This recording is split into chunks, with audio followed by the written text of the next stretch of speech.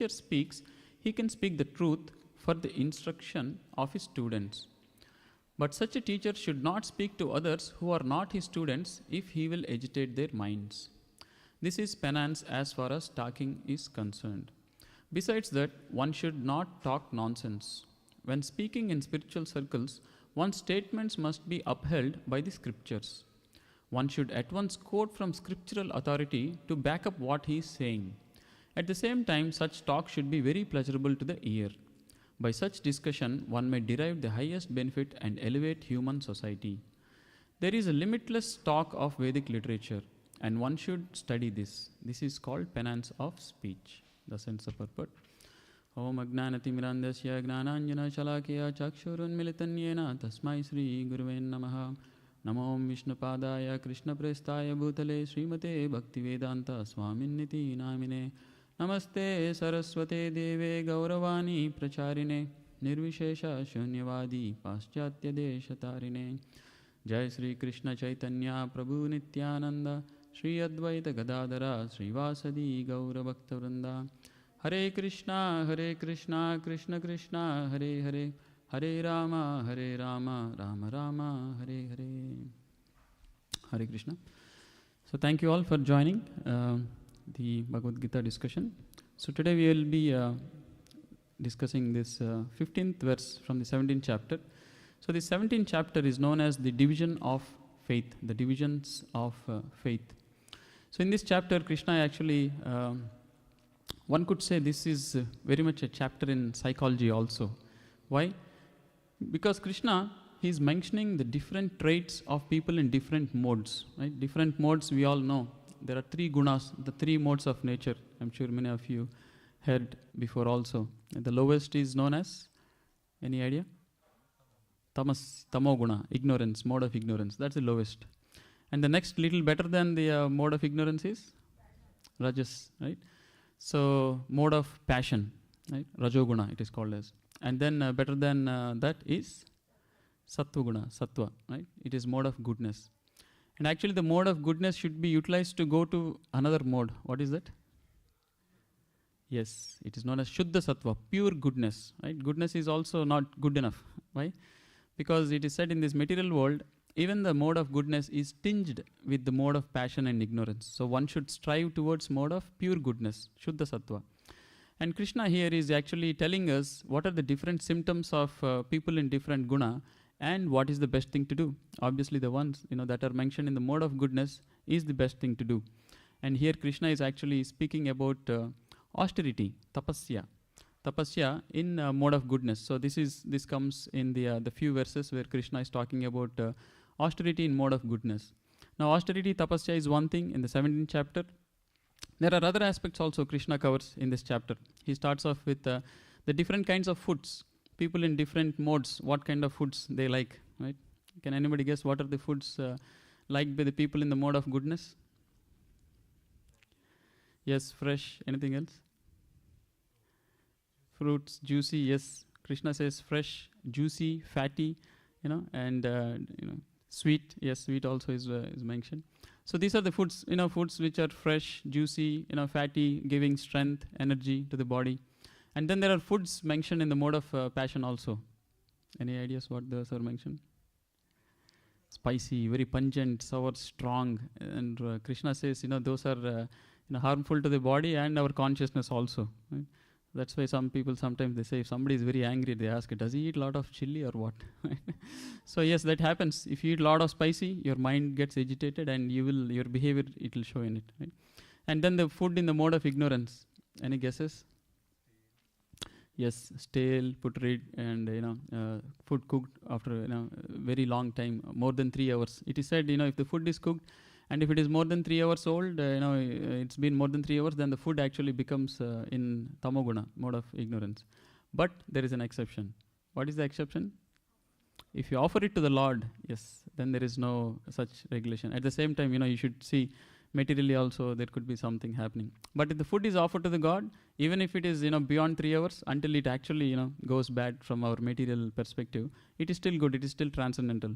That is why sometimes people visit these holy dhams 1 week ago, or even sometimes 15 days ago. They'll bring this, oh, this is from this dham, from Tirupati I got laddu, or from Vrindavan I got this peda, they say. People relish, with very much relish, they will immediately take and they will thank. But if say this is sweet from the sweet shop, more than 1 week old, it's just lying in my house, would you like to take it? Everybody will say, no, you better keep it, right?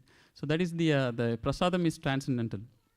So in the same way, Krishna talks about various other things. He talks about sacrifices, yajna, and then here he's talking about tapasya. He also talks about charity, dana.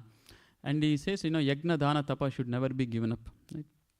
So, one should read the full 17th chapter to get other details also. What I'm giving is a preview. So about what kind of sacrifices these people do, what kind of charity these people do, and what kind of tapasya we should do, we'll be discussing. So in this way, Krishna is, talking about various things. And this particular aspect here, this verse is very, every verse I see, always it comes to my mind. This is one of the very important verse. And that is the beauty of Bhagavad Gita. In 700 slokas, all wonderful things have been captured, and every verse has its own, deep, profound meaning, which can be directly applied in our life. So here, let's see what Krishna is saying. He's speaking about austerity of speech. But before we talk about further into what is this austerity of speech, let's quickly talk about austerity. What is this austerity? Why should one do austerity? What does austerity mean? Any idea? Tapasya, tapaha, it is known as in Sanskrit. Any clues what austerity means? Controlling senses, right? Self-control, definitely, yeah, self-control, austerity. And the Sanskrit word, if you analyze, it is called tapa asya, tapasya. Tapa means actually heat, difficulty, tapa, right? Asya means taking on to oneself. So taking on to oneself some difficulty, that is called as austerity, right? It's like self-control. Self-control is also difficulty, isn't it? Somebody likes sweets very much and he has gone for a birthday party. There are 50 gulab jamuns in the tray and nobody is saying anything. Now he has to exercise that self-control. He likes to eat more, but at the same time, he should not eat. He might get health problem. And then one who exercises, he is a brave person, isn't it? He just eats one and he walks away.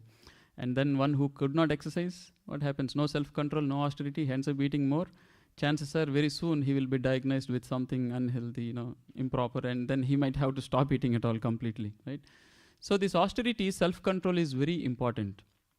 Not just in eating, in every aspect. And that is what Krishna is saying here.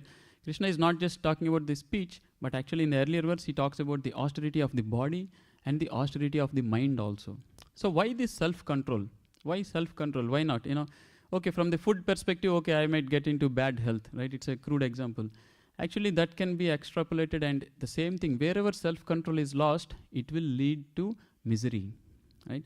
So self-control is not just because the host wants to save the gulab jamun for other guests, right? It's not only that. It is for our own good, for our own benefit. When austerity is missing, we are actually, inviting miseries upon ourselves. And this austerity, this tapasya, is only there for the human civilization, right? Nobody says, oh, how is your dog? Oh, this dog is bad. It doesn't have any self-control. Your pet dog is good. Nobody talks about austerity for animals. It's only for human beings. Why? Actually, the purpose of human beings is to advance our consciousness, to really advance in our situation, to elevate ourselves. That is the beautiful prerogative that the human beings have. We have an ability to advance ourselves. The animals does not have, right? It is said, dharmena hina pashuhi samana. If there is no dharma, right? If there is no religiosity, if there are no these principles, if there are no these regulative principles are not there, it is as good as animal. Animal doesn't have this, right? What are these 4 pillars of religion? It is mentioned there are 4 pillars of religion that actually help differentiate one from, animal to a human, right? So I'll mention the 4. It is said satyam, truthfulness, right? It is one of the pillar of our religion, of human existence. And actually any religion, if you see, people say, oh, there are different religions, but if you see, the pillars will be the same. Without these pillars, it's not even a religion, right? Truthfulness, one should be truthful, one should speak the truth. Another thing is saucham, cleanliness. One should be clean. Again, in animals, you won't, compare, or there is nothing, oh, this animal did not take bath today. Or in this zoo, the animals don't take bath every day. Let's not go to the zoo. Nobody will say that. Nobody even cares whether they take bath or not, right? Sometimes there is a bad smell coming when you go to some areas of the zoo. So cleanliness, truthfulness, and then there is daya, compassion. The kindness has to be there. And then the fourth thing is tapa, austerity. Austerity, these four things is what differentiate a human from an animal. If kindness, if truthfulness, and if compassion, and if cleanliness are not exercised, one is as good as an animal, isn't it? Somebody doesn't take shower for a long time. Oh, this guy is like an animal, right? Don't we say that? So that is why, then why are these four things there for human life? The one would think, oh, animal life is very easy, right? Human life, so many conditions are there. Isn't it better to be animal? No, the animal life is actually unfortunately filled with lot of fear. The Shastras explain, you can see any animal, any bird or a beast or anything, even a dog or a cat, it is always full of fear. Why? For self-preservation. Because it does not have any advanced understanding, knowledge of life and existence. It's always scared, right? Sometimes you might be going for a walk, the neighbor's dog, the moment you come in front, it becomes insecure, starts, barking. Or a small bird, you might put some grains, it might be eating the grains, but every second it is looking here and there, here and there. There is full of fear. So the animal life is full of fear, and this material existence is actually full of miseries. So the human life is an opportunity to elevate ourselves. It is said there are 8,400,000 species of life, and after a soul, after going through, evolving through these different species, finally comes to the stage of the human life, human body.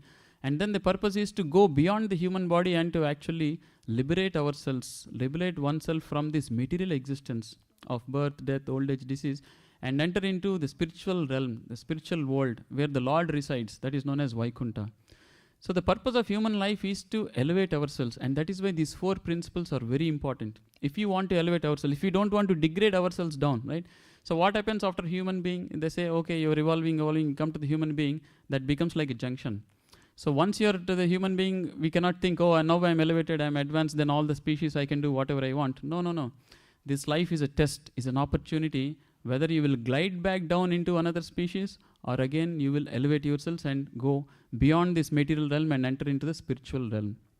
Like it is said, if a person is very envious, right? What is envious? Enviousness means you don't have any difficulty. Somebody is having something better than you, you become very upset about it. And the height of envy is you try to obstruct that person from enjoying, right? Let's say your neighbor bought a very good expensive car. The most envious person, what he will do? I can't take it. In the night he will go and he'll puncture the tire. Right? He will cause inconvenience to the other person. So this is the height of enviousness. So it is said if somebody becomes very much envious, next life he will glide down to the form and he will take birth as a snake or a scorpion. Right? These are the two living beings. Without you causing any harm, they will cause harm to you. Sometimes they'll come and they'll bite you for no reason. And then what happens if one takes birth as the species of a snake? Because there are 8,400,000 species, snake is somewhere around below whatever 6 million or something. It is the lowest form of creature. So the snake, the soul in the body of a snake, because it has become envious, it has to slowly take hundreds, thousands, millions of lives again to come back to the form of the human life. So this is such a serious situation. So we have to make sure that we don't degrade and we actually elevate ourselves. So these four principles are a way to elevate ourselves, to advance our consciousness, come out of this animal mentality and actually become human and actually superhuman, right? Go become a spiritual person. So for this purpose, these four principles are very important, and austerity is one of the most important. Why? To purify ourselves, to advance ourselves, to grow, to elevate our consciousness. So here Krishna is saying, well, how do you elevate yourselves? How do you perform this austerity? And here it is mentioned, austerity of speech. So Krishna is saying very nice, very practical actually. Sometimes people do this personality development courses based on Bhagavad Gita. So I'm sure they would pick up one of this verse. Right here, what Krishna is saying, Anudvega karam vakyam. Udvega means agitation, irritation. Your vakyam, your speech should be unagitating. It should not agitate anybody. The moment you say something, it should not agitate somebody. How should it be? Anudvega karam vakyam. Satyam, it should be truthful, right? Sometimes people say, oh, I am speaking the truth. I'm very straightforward person. I'm very frank, okay? Don't feel bad. And they will speak very harshly. And they build their confidence because I am speaking the truth. They will think I can say whatever I want. Why? No, I'm saying the truth. What is the problem, right? I'm speaking truth. Well, Krishna is saying, even though you're speaking the truth, Satyam, Priyahitam, it should be very dear to hear. It should be pleasing to hear. Right? Just like a crude example, somebody invites you to your home, or somebody invites you to their home and they cooked a nice meal. Let's say they forgot to put salt. Right? Sometimes it happens, right? A lot of rush. So now you have two ways to say, oh, this food is tasteless. Sorry, yeah, I'm very frank, I'm very, straightforward. Whenever I'm speaking truth, I'm very frank. This is tasteless, this is horrible food. That is one way to say. The other thing to say is, looks like you forgot to put salt. With salt, it would be even more tastier. And they will immediately realize, oh, yeah, sorry, and they will put salt, right? See, both are speaking the truth, isn't it? You have clearly observed that there is no salt. You could have told, oh, this is tasteless, the most horrible food. Or at the same time, you can say, looks like, salt has been forgotten. Probably if you put salt, it will be good. So it's the same truth. So this is something to keep in mind. A lot of people, sometimes they fall into this trap. Oh, I am speaking the truth. I am very straightforward. I am very frank. Please don't feel bad. No. Just because you are speaking the truth does not give you a right to speak harshly. Because you are doing the right thing by speaking the truth does not give you a right to do the wrong thing along with the right thing. What is wrong thing? When you speak harshly, actually you are accumulating bad karma. Why? You are hurting others. You are hurting with your speech, right? And words, it is said like, there is this famous statement, right? Pen is mightier than sword. And what is pen? With the pen, your speech is put into words, right? So it is said, sometimes even the wounds caused by the sword can be healed, but not the wound caused by the tongue or by the speech, isn't it? Sometimes even a sword, if it touches you, there is a scar or something bleeding or operation surgery, it might heal one day, but the words, all life one will remember. You can never take them back also. Words once released, it will never come back. People so many times they regret, oh, I shouldn't have said that. And because of this improper statements out of anger made, sometimes people lose long-lasting friends, relationships, relatives, and so many things happen. And it's a scar, it will never go back. You can never take it back. The person always remembers. And mind is an amazing instrument. The good experience, it will forget within a day or two. Bad thing, it will remember all life. I remember 30 years ago, he did this to me. He said that in front of all the people. It was so insulting. I'm never going to forgive him, right?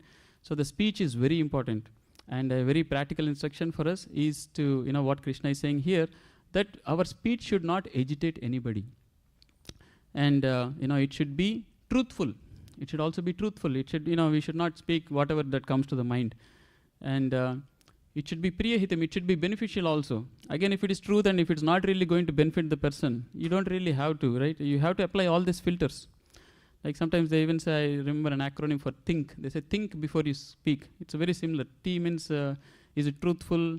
H means is it helpful? I means is it inspiring? Right? There are similar quotes like that. So before you speak, it's very important, right? So one should speak truthful. One should speak non-agitating. It should be dear. And then over here, this non-agitating thing, Prabhupada in the purport is saying something. But a teacher might use harsh words, right? Why? To make sure the message is sent across, right? So it's a different relationship with the teacher. Just like the parent, sometimes he might speak harshly, but deep down the intent is well-wishing for the child, right? In the same way, the teacher also sometimes might speak harshly. You can't say, oh, this teacher is not as per the teachings of Bhagavad Gita, I will reject this teacher, right? Or you can't show this verse to him. What is this? What kind of a teacher you are? You are not following this. So Prabhupada is explaining. Because even the spiritual master, sometimes he speaks harshly. If you read Prabhupada's books or sometimes his lectures, he will say, fools, rascals.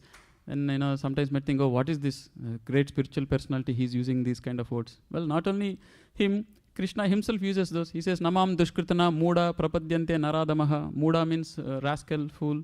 Right? Dushkritana, miscreant. Naradama, lowest of mankind. So there are words. There are words which express strong negative meaning, but there is the right place to use it. Right? If you have the authority, if you're a teacher, if you're a parent, you're correcting, if the intent is good, the intent is not to hurt a person, but to actually help a person, right? Another example is given, like a small child, Bhakti Siddhanta Maharaj gives this example. Let's say he's playing kite on the roof. And sometimes, all roofs don't have proper, the boundary wall, right? There will be a slope or something, and if you just walk away without seeing, you might fall and, you might injure yourself. So let's say a small child is playing kite on the terrace, and suddenly the father observes that, oh, the child is almost in the edge. In another 2 steps, he might even fall. He might quickly go rushing and say, stop, what are you doing? Have you gone mad? Why are you there? Stop, come here, right? Now, he has used some strong, harsh words. He's saying, oh, have you gone mad? Are you fool? Why are you behaving like this, like a stupid? All that he might say. But the intention is the well-being, right? The intention is well-being for the child. So that is why he has the authority. It's not that, bad words should be removed from all dictionary because Krishna is saying you should not use harsh words. So harsh words do exist for a reason.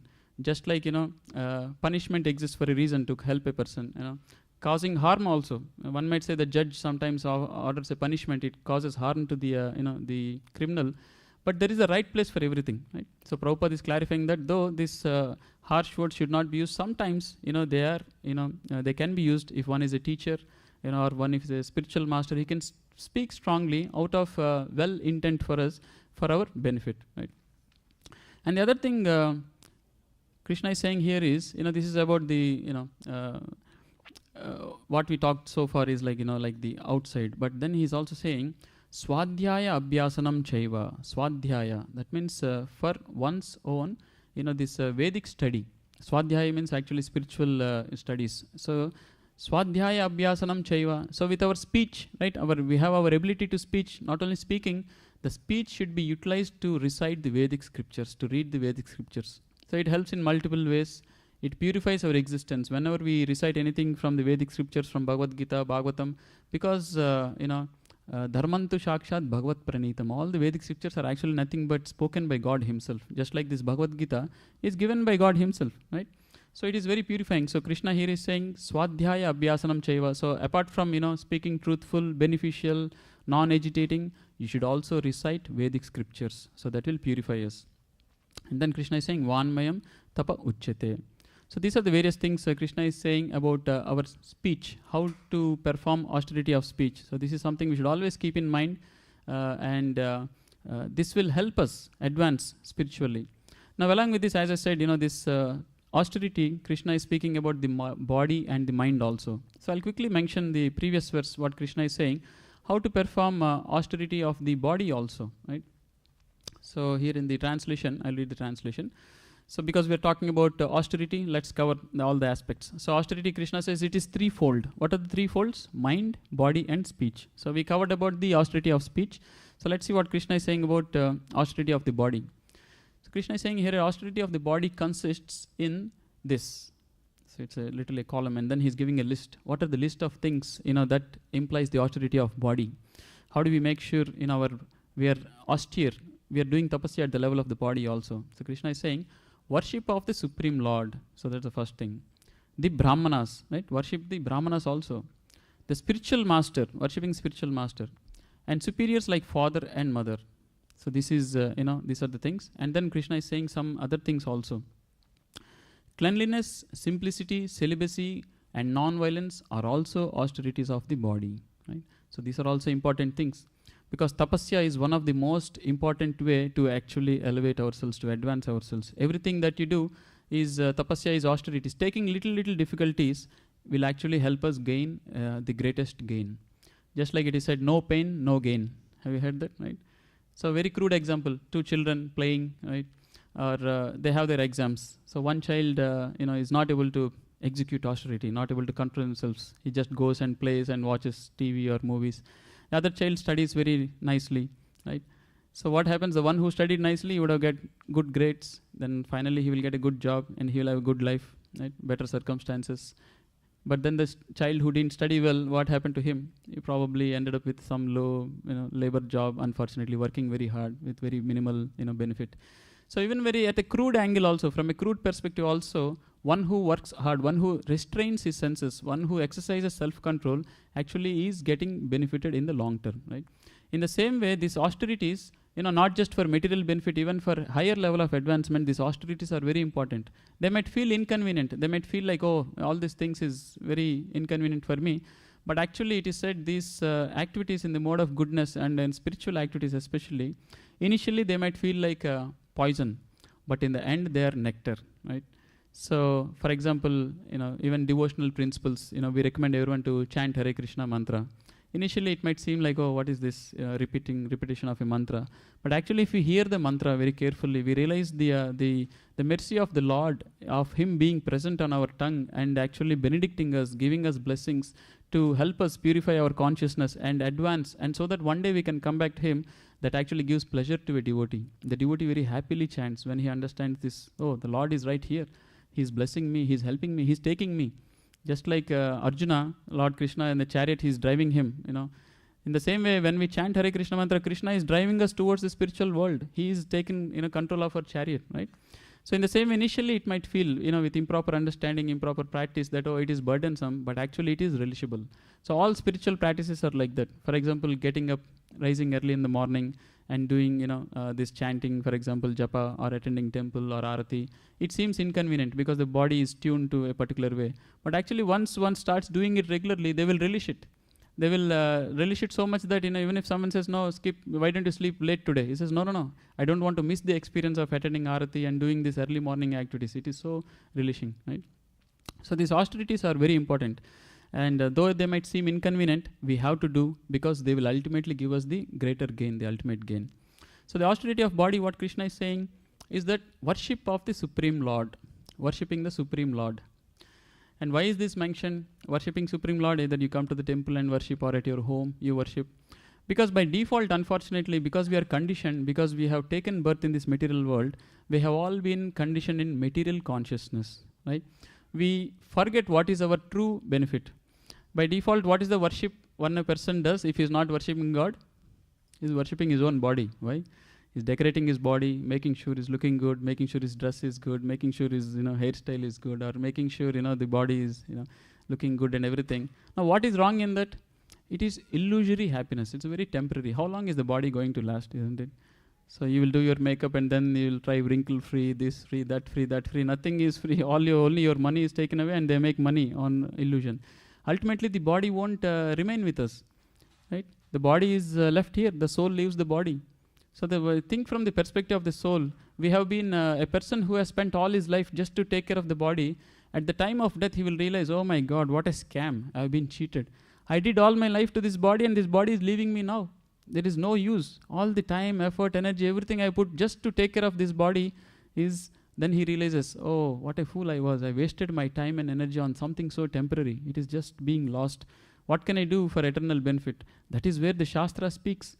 Your eternal benefit is not in this material body, actually in the spiritual body, and in relationship with the Supreme Lord, a loving relationship, right? So that is why Krishna is saying, okay, you start practicing. Come to the temple, worship me.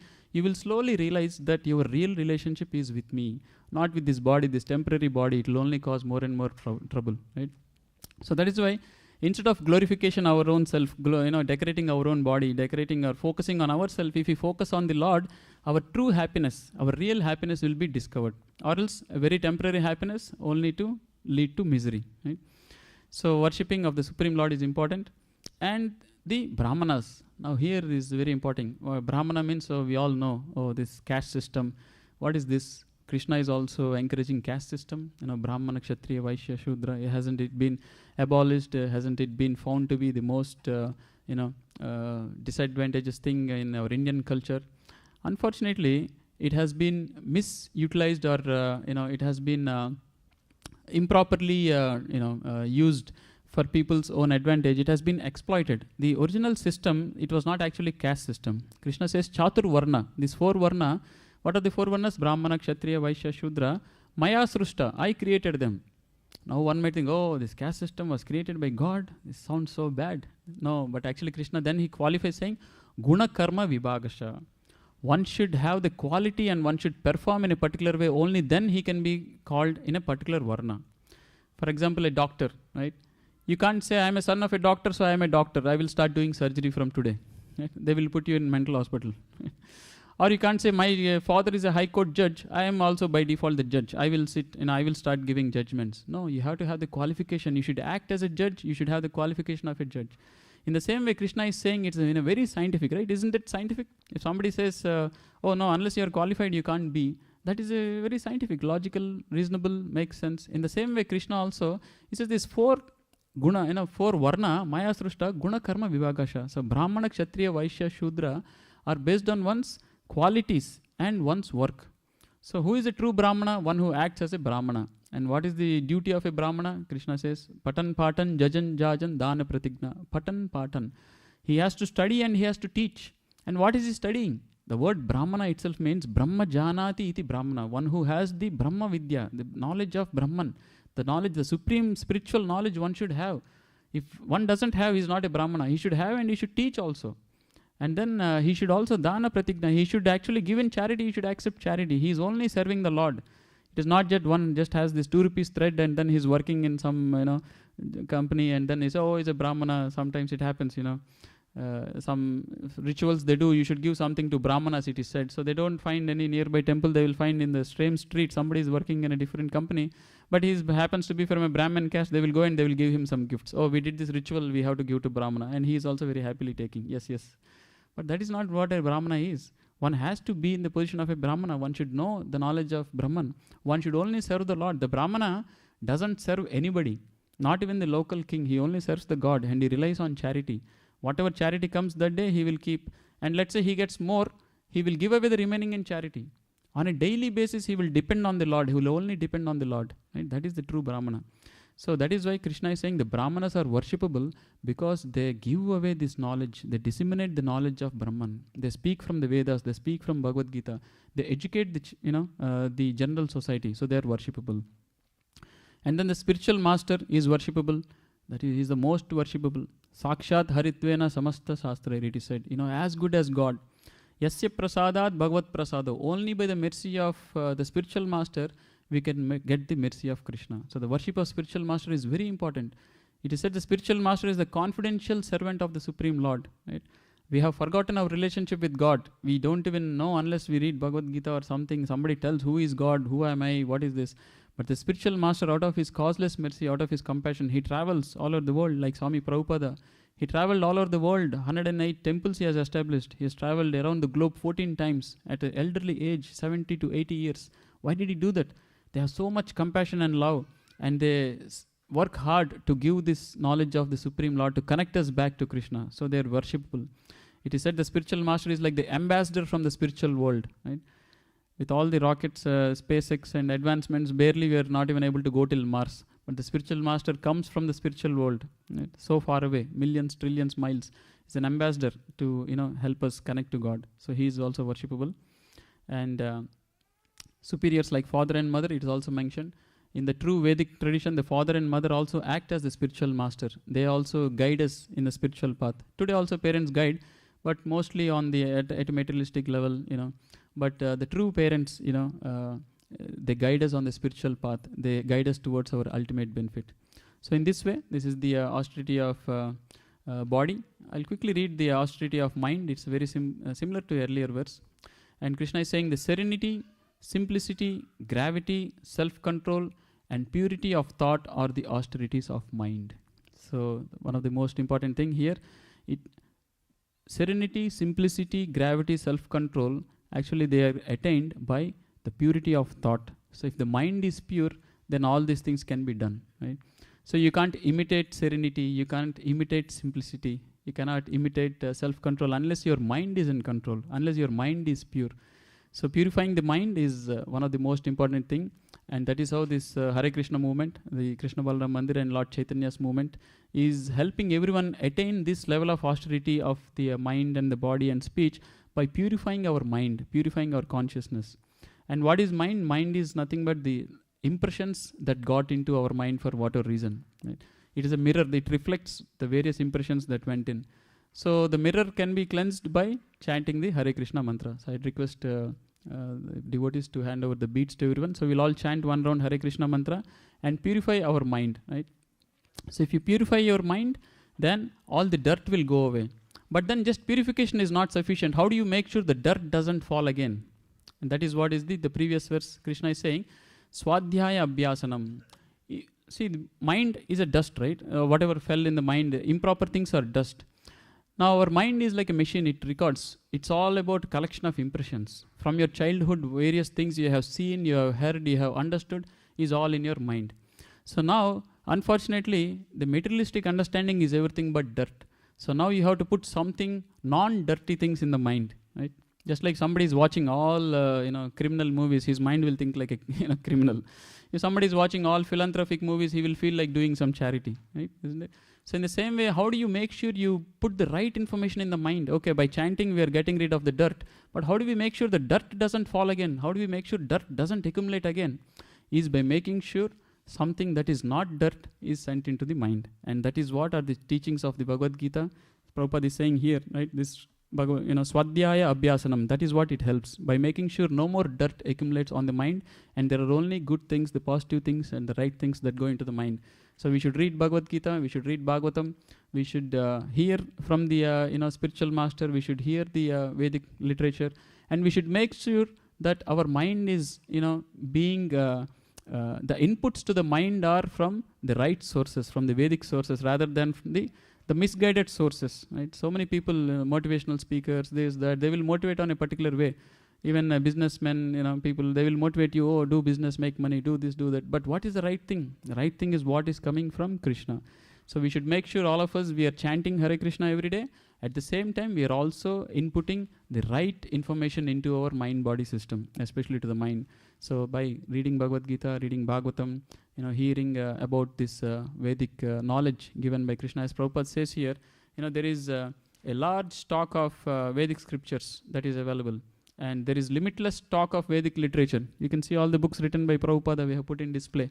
There's the Bhagavad Gita, there is a Srimad Bhagavatam, there is Chaitanya Charitamrita, there are around 80 books of Vedic knowledge. So enough for us to keep us busy in all our free time. And if we keep inputting into our mind this Vedic knowledge, the right information given by Krishna, there is no more scope for dirt to accumulate. And if you're chanting, existing dirt is gone, and we are all set. At the end of his life, we can go back to Godhead. No more degrading into a lower species of life, right? So I'll stop here. We'll all chant Hare Krishna mantra one round. So please repeat the Guru Pranam mantra and Panchatattva mantra. Prabhu, I'll also take one set of beats. Yeah. So please repeat after me. Nama Om Vishnupadaya Krishna Prestaya Bhutale Srimate Bhaktivedanta Swamin Iti Namine Namaste Saraswate Deve Gauravani Pracharine Nirvishesha Shunyavadi Paschatya Deshatarine